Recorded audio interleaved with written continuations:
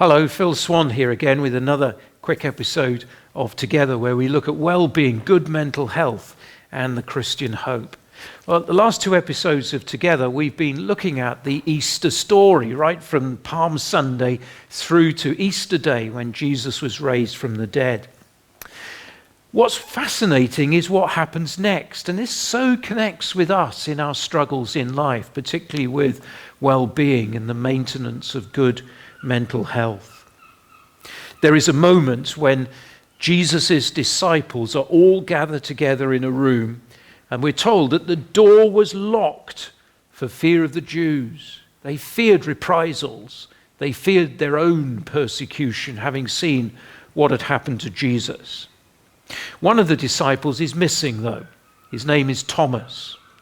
And in that moment, as they are hunkered down together, suddenly Jesus appears, raised from the dead. They are filled with joy, and they delight to meet him.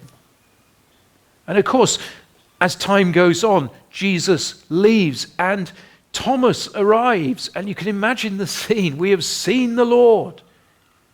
And Thomas's response is the response of a thinking skeptic. I will not believe, he says, unless I see the marks in his hands, in his feet, and in his side, unless I put my finger through the holes. In other words, I want to see the real, tangible evidence. Now, he is often known traditionally as Doubting Thomas. And doubt can be a terrible thing, can't it?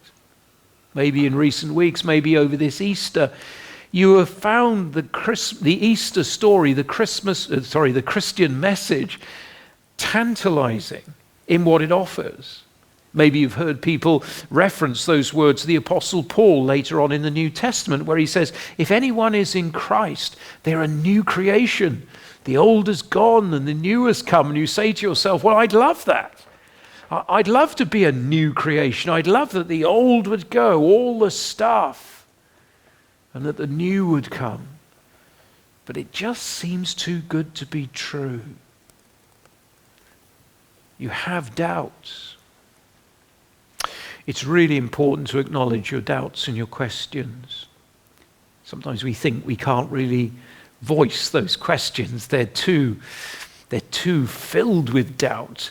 Maybe you find yourself in an environment where everybody thinks that you're a believer, but actually deep down inside you know you're not. Truth is, I think the incident with Thomas is an incident that reminds us that we are to explore our doubts. We're to be honest about them and not hide them. Because in the story, Jesus a week later returns. I often wonder what that week must have been like, with all the disciples so excited that they had seen Christ. But Thomas, no way. No way, this is mass hallucination. You're all making it up. No, I'm not prepared to believe this. And I've got to see the evidence. I've got to see the proof. I've got to put my finger through the holes in his hands. What tension there must have been that week. Until a week later, they are all together and Jesus appears. And he speaks to Thomas and he holds out his hands. And he says to him, see my hands. Put your finger in the nail marks. Needless to say, Thomas didn't do that. In fact, the Bible records that he falls before Christ and says, my Lord and my God. He believes because he sees. And he has seen the risen Christ. I take great comfort from that. Jesus meets us in our doubts, when we're honest about them. He meets us in our questions. See the marks. This is the very thing that Thomas said he needed. Christ meets him in that point of need. We should never be afraid of our questions, but we should bring our questions to Christ.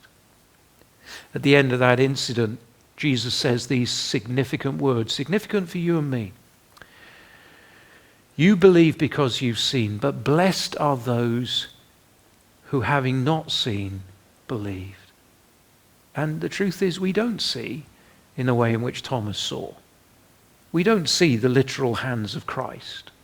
We don't see the literal wounds.